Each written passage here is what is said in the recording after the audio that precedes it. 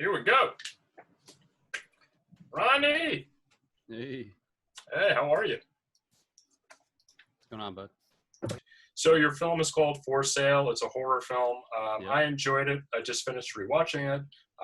And I just have a few questions. The first one I want to ask is the elephant in the room.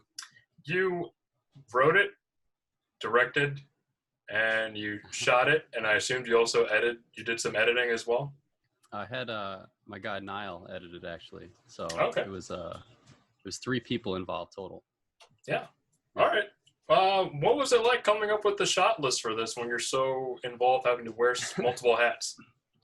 So essentially, I wasn't going to do it because I didn't have enough people to do the crew. And then I was like, you know what? I'm going to use this as an opportunity to challenge myself.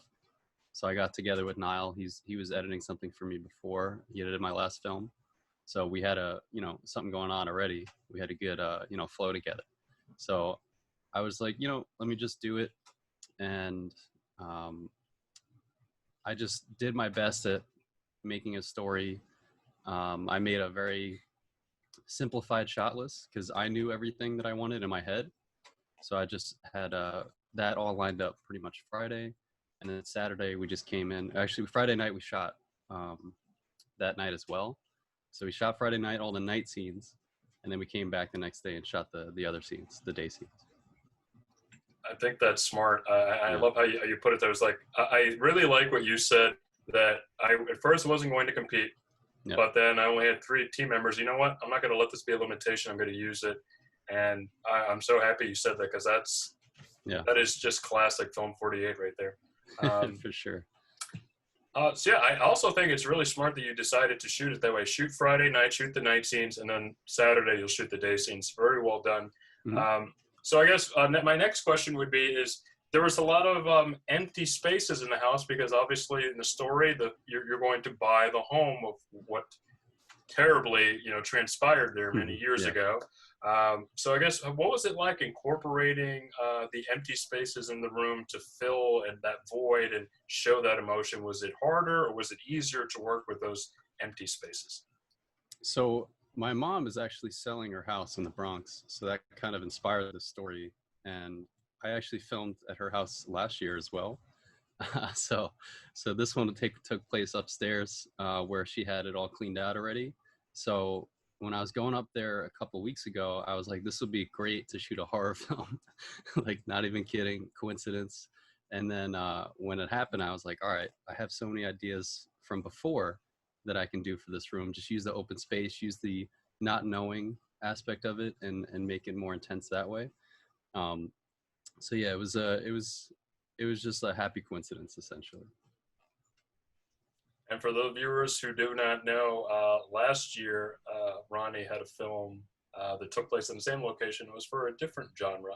I won't spoil too much for you, but let's just say it was more space in there, more things involved, and we got to see a lot of unsavory things happen. I'll just say that. But definitely welcome you guys to check that out as well. And I just think that's so, once again, great in classic filmmaking, using what you have at your disposal. So utilizing the same location from last year. So yeah, great job. Thanks. You're welcome. And I guess, so you had 3 people on your team, but I guess just 2 people on set. How did that work out with, just switching the roles? Was there ever a point where you're like, I'm directing, I'm acting, let's make sure the sound's okay. Like, what was that like working with only 2 people, I guess? It's very challenging. You have to put yourself in a different position. Luckily, my wife is super supportive. So she was the one helping me out. I basically set up the camera on the tripod. All I had to do is show her how to, pull focus and everything. And then she also held the mic with the zoom. So she was doing a lot of jobs there. And that left me a little more free to do the acting, because when you're trying to act and you're trying to direct and all that stuff, it's a lot more challenging than you think, unless you've done it a bunch of times before. So this is maybe like the 5th thing I've done that I've also directed and acted in. So it's a process that you just have to get used to. Yeah. Well said. And I guess my last question, talking about process, what are, if any, the things that you've learned from last year, competing in last year's challenge to competing in this year's challenge? The main point that I was upset about last year was the audio, right? So that's a huge part of any film. It'll make or break your film, essentially, in my opinion, anyway. Um, so what we did was we plugged the microphone right into the camera. It sounded terrible. Since then, I've purchased the Zoom. I made an investment in myself, and I was using that to make sure that the everything actually sounds good. So that was my priority. And then, yeah, I mean, I was just taking everything that I've learned over the years, because I've done two other 48-hour film challenges, the 48-hour film project, and I did that maybe a few weeks before this one. So yeah, I was already kind of in that mindset going into it. So that definitely helped a lot. And very last question. You got the genre that you wanted. You got horror. Yes.